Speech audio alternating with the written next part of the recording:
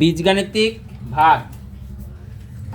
তো প্রথমে এবার যে নিয়ম লাগবে a plus B plus C ভাগ যদি d থাকে, তাহলে নিয়ম হচ্ছে প্রথমে a plus B plus C by D লিখবে, তারপরে বিচ্ছেদ নিয়ম করবে a by D plus B by D plus C by D. বুঝতে পারলে? একটা অঙ্ক দেখলে বুঝতে পারবে। এখনই ধরো অঙ্ক আছে 7a কিউব বি বিয়োগ 14ab স্কয়ার কে ভাগ করতে বলছে -7ab। তাহলে প্রথমে 7a কিউব বি লিখবে, -14ab স্কয়ার লিখবে, -7ab লিখে দিলাম। এবারে বিচ্ছেদ নিয়ম করবে। এখানে কি চিহ্ন আছে?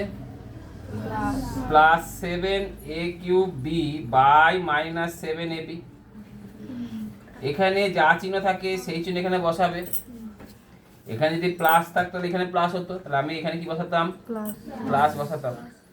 বাই নিচে কত লিখবে? 14a কি B square minus 7ab by 7 minus ab। ঠিক আছে। এবার এসে ভাগের নিয়ম। আগে কিসের নিয়ম? ভাগের চিহ্ন, তারপরে তারপরে চলরাশি। আবার ভাগের নিয়মে দুটো সমচিহ্ন ভাগ থাকলে কি হয়? সবসময় প্লাস, আর বিপরীত চিহ্ন ভাগ থাকলে মাইনাস হয়। তাহলে এই থিওরিতে কাজে লাগিয়ে এই দুটো কি চিহ্ন?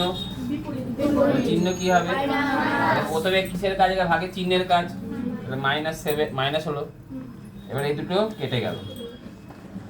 এবার বলো চলরাশি। এবার সব হয়ে গেছে, এবার চলরাশি নেবো। বলো কোথায় বেশি? কত বেশি? 2। a স্কয়ার বিবি কেটে গেল, হয়ে গেল। এরপর আবার চিহ্নের ভাগ। দুটো কি চিহ্ন? সমচিহ্ন। সমচিহ্ন তাহলে কি হয়? প্লাস হলো, কেটে দিলাম, 2 হলো, 2 লিখলাম। এবারে a আর a কেটে দিলাম। ওপরে বি স্কয়ার, নিচে বি। কোথায় বেশি? কত বেশি? তাই জন্য উপরে কত হলো? বি। বুঝতে পারলে? ধরো অঙ্ক আছে এখানে বি কিউব থাকতেই পারে, তাহলে এখানে কত লিখবো? B cube. এখানে কত লিখবো? B cube. এখানে কত লিখবো? B cube. এবার বলো কোথায় এই দুটো বি বি কেটে যাবে কি না? কোথায় বেশি? নিচে। কত বেশি? তাহলে নিচে কত হবে? Minus a square by B square. তাহলে এখানে কোথায় বেশি? নিচে। কত বেশি? বিটা কোথায় হবে? তাহলে 2 বাই কি হবে? এখানে কি চিহ্ন হবে? প্লাস। বুঝতে পারলে? বুঝে গেছে? এইভাবে তোমাকে সব অঙ্ক করতে হবে ভাগের।